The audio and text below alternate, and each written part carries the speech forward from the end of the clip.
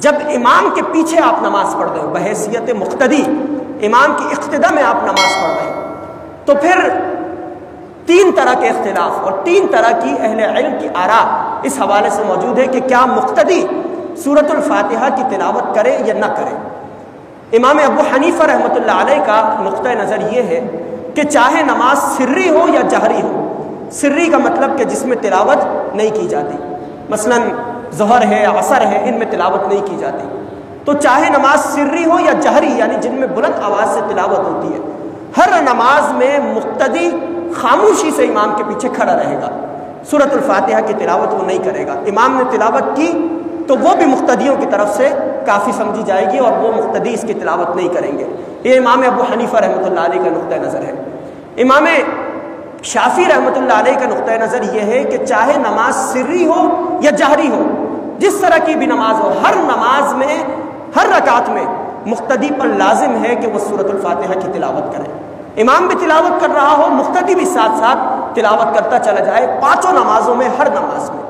اور تیسرا نقطہ نظر ہے وہ امام مالک رحمۃ اللہ علیہ کا ہے،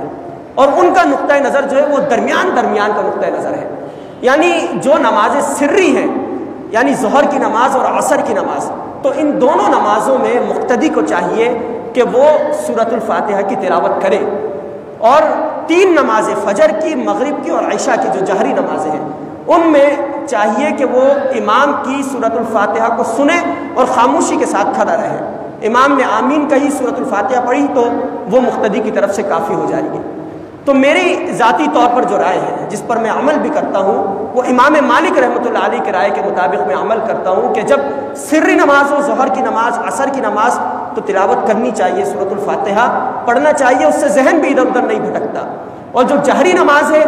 اس میں جب امام تلاوت کر رہا ہو تو خاموشی سے کھڑے رہیں اور قرآن کو سنیں، کیونکہ قرآن کریم میں اللہ رب العالمین کا حکم ہے کہ وَإِذَا قُرِئَ الْقُرْآنُ، کہ جب قرآن پڑھا جائے تو فَاسْتَمِعُوا لَهُ، تو قرآن کو غور سے سنو، وَأَنصِتُوا، اور خاموش رہو، سکوت اختیار کرو، لَعَلَّكُمْ تُرْحَمُونَ، تاکہ تم پر رحم کیا جائے۔ لہذا جب جہری نماز ہو تو قرأت کرنی چاہیے، سورۃ الفاتحہ پڑھنا چاہیے، اور سری نمازوں میں اگر آپ تلاوت کرنا چاہیں، سورہ فاتحہ پڑھنا چاہیں تو پڑھیں، ورنہ امام ابو حنیفہ رحمۃ اللہ علیہ کے نقطۂ نظر کے مطابق نہ پڑھی جائے تو زیادہ بہتر ہے۔ اور یہ تینوں آراء جو ہے یہ قرآن اور سنت کے مطابق ہے۔ اللہ رب العالمین نے اپنے نبی کے ہر عمل کو زندہ رکھا ہے، کچھ لوگ ایک عمل کر رہے ہیں، کچھ لوگ دوسرا، کچھ لوگ تیسرا، اس طرح جو ہے پوری دنیا کے اندر تا قیامت نبی کریم صلی اللہ علیہ وسلم کے احادیث پر اور آپ کے فعل کے مطابق عمل ہو رہا ہے۔ لہذا ذہن میں وسعت ہونی چاہیے، دل میں وسعت ہونی چاہیے، ایک دوسرے کے لیے محبت ہونی چاہیے، اور اس بنیاد پر دوسرے کی نماز کو غلط کہنا یہ درست نہیں ہے، بلکہ نمازوں کو قبول کرنے والا معاملہ یہ تو اللہ رب العالمین کے ہاتھ میں ہے۔